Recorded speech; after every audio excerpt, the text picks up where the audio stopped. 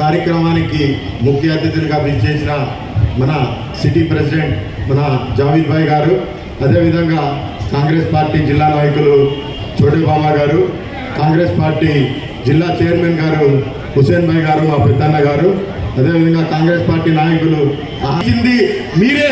ఇక్కడ మేము చెప్పడానికి ఏం లేదు, మీరు మాకు 50,000 మెజార్టీ ఇచ్చారు.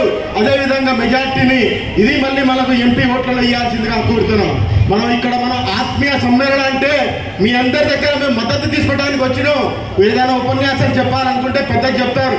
మీకు అందరికీ తెలిసిన విషయం ఏంటంటే కేంద్రంలో మోడీ ప్రభుత్వం హిందూ ముస్లింలను విడదీయడానికి ఎట్లా ప్రయత్నిస్తుందో మీ అందరికీ తెలుసు. కాంగ్రెస్ కుటుంబాల గురించి మీకు తెలుసు. కాంగ్రెస్ లో ఉన్న ముఖ్య నాయకులు ఎవరైతే రాజీవ్ గాంధీ గారు కానీ సోనియా గాంధీ గారు కానీ వాళ్ళు ఏంటంటే మన కోసం చచ్చిపోయిన చరిత్ర.